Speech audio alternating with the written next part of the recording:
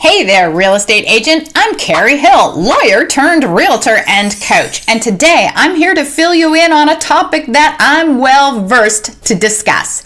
And that is, with all these court cases about real estate commissions, what's the effect and what is likely to occur in the future of real estate commissions? It's a scary time for agents. So let's get to it.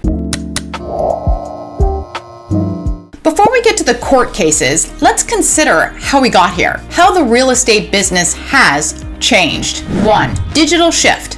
Before the internet brought us online platforms like Zillow.com and realtor.com, buyer agents were the sole gatekeepers of the multiple listing service, MLS, the magical vault where all potential homes for sale were listed. As such, it was buyer agents who conjured up home suggestions, orchestrated viewings, and guided buyers through the mystical world of real estate. Fast forward to today, and a staggering 90% of home buyers start their quest online, and many continue to use those platforms to be notified of new homes for sale that they might be interested in. Thus, the digital revolution has democratized access to real estate listings and made it easy for everyone to know what homes are for sale, with of course the exclusion of off-market listings, which are still only known to agents. 2. Public perception. This seismic shift in knowledge about homes that are for sale ushered in a wave of public skepticism. The pervasive belief now is that agents might not be the champions of value they once were, given that buyers can easily see which homes are for sale and when those homes will have an open house for the public. The skepticism has rebirthed older concerns as well, like the thought that agents are not incentivized to bargain hard for their clients because agents earn a percentage of the sale price of a home. However, any seasoned agent knows this narrative misses the mark entirely. The truth is, the slight variance in commission from negotiating down is minuscule compared to the paramount importance of closing the deal, securing that essential paycheck, and covering the loads of costs in time and expenses that the agent has already invested in the client. Moreover, there's a bigger picture, the long game. Exceptional service today means repeat business tomorrow and a stream of referrals, and agents need these to have a thriving real estate career. Why would any agent jeopardize future referrals for a tiny bit more dough today? Agents are in it for the long haul, deeply invested in their client's satisfaction and their professional reputation, both of which are critical for sustained success in the ever-evolving world of real estate. 3. Perception result. However, here we are. The real estate waters are getting choppy with numerous lawsuits challenging the traditional commission structure. These legal disputes are rooted in a widespread public perception that real estate agents are paid too much. In recent years, a significant number of lawsuits have emerged, all targeting the established norms of how real estate commissions are determined and dispersed. Let's talk about how commissions are generally determined and dispersed right now. Commission tab. Traditionally, when it comes to real estate transactions, it's the home sellers who've been picking up the tab for commissions of both buyer and seller agents. This has been the case for the last 100 years. Here's how it rolls out. The seller negotiates and signs an agreement to pay their listing agent some set percentage of the sale. The home seller knows that the seller's total percentage will include some agreed upon percentage for the buyer's agent as well. When a property sells, the listing agent's brokerage then shares a portion of the commission with the buyer's agent brokerage. Why does this system make sense? Because with that offer of compensation for buyer agents, the selling agent ignites all the buyer agents, or let's call them worker bees, to sell the home. These bees buzz around opening doors and showing properties, all while being safeguarded by their brokerage's liability insurance to ensure the homes are safe. Now, we dive into the world of multiple listing service, or MLS, where the plot thickens. There, buyer agents are offered a percentage of the sale, a percent that can and does vary from property to property. However, Once it's listed in the MLS, that offer of buyer agent compensation is a binding promise, creating an obligation that the buyer's agent will get paid, despite that the buyer's agent is not a party to the contract between the home seller and the seller agent's brokerage. 5. The lawsuits. There is currently a flurry of lawsuits challenging the traditional framework of agent commissions, particularly focusing on the practice where sellers bear the cost of buyer agent fees. These legal challenges allege that some arrangements unjustly inflate commission costs, and they accuse various industry players, including brokerages, realtor associations, and multiple listing services, of colluding to enforce these fee structures, potentially breaching federal antitrust laws.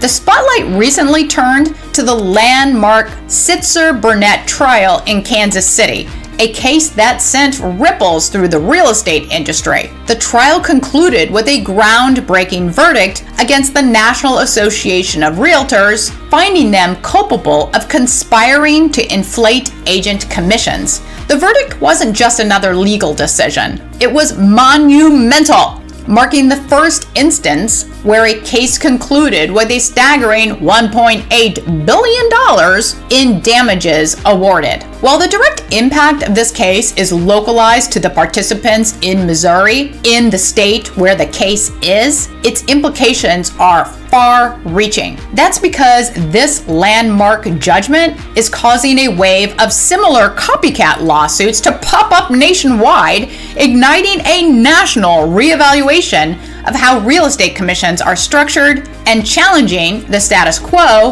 of how brokerages and their agents are paid for the services they provide. Brokerage fix?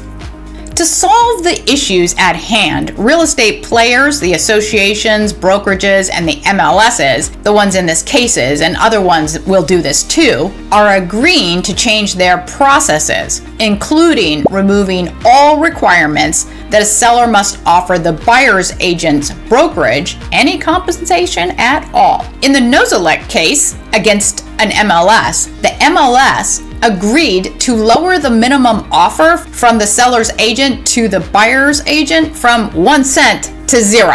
Okay, so the players in these cases agree that sellers no longer need to offer buyer agents any offer of compensation, and that the MLS involved will allow listing agents to fill out the field regarding a buyer's agent's brokerage compensation with a 0. As similar lawsuits proliferate across the United States, it seems likely that these cases may set a new real estate standard for how real estate agents are paid. But wait! That's not the biggest problem for buyer agents. 7. Huge problem.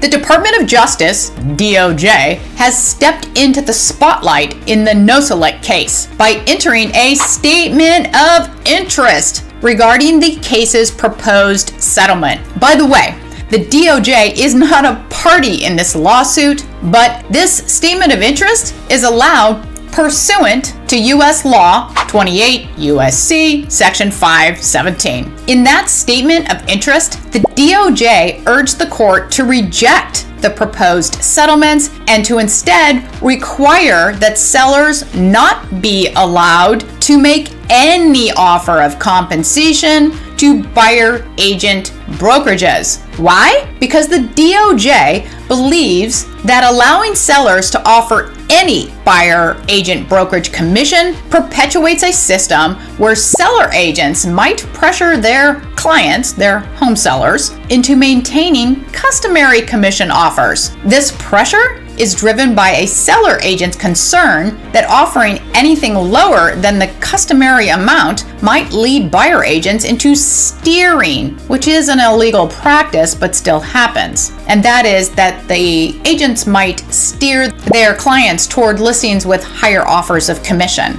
Therefore, the DOJ argues that as long as the door is open for sellers to offer buyer agent commission fees, there's a risk that the status quo will remain unchallenged, upholding business as usual, and nothing really changes. And there we are, the crux of the matter. if the court adopts the DOJ's proposal, and I think that's supposed to happen sometime in May, the decision by the court that is, and then courts across the nation also adopt that court's decision, which is very likely, as that is how case law is made and can grow everywhere, then we see that this one court's decision will have far-reaching consequences. Sellers will no longer be allowed to make any offer of compensation to buyer agent brokerages, and MLSs will no longer have a field that creates an obligation for the buyer agent to be paid for their services, whether that's 2.5%, 3%, or 0%. Does that mean buyer agents will cease to exist, or that they won't get paid moving forward? Of course not. We have videos coming out about this significant shift in the buyer agent business, what may occur, and how to handle it. So subscribe and hit the bell notifications so you'll be the first to be notified when we drop that next video. And if you're looking to join a brokerage, I'm with the Wolfpack at eXp Realty, and we offer value that no one else in the real estate business is offering. And it's free. Seriously, there are no hidden tricks. By partnering with us, you'll be joining one of the fastest growing teams at eXp Realty, which is also the fastest growing brokerage on the planet. Here's other information to help you as a real estate agent and more about eXp Realty and the Wolfpack. Those videos should be showing right now. Thank you for watching and have a great day.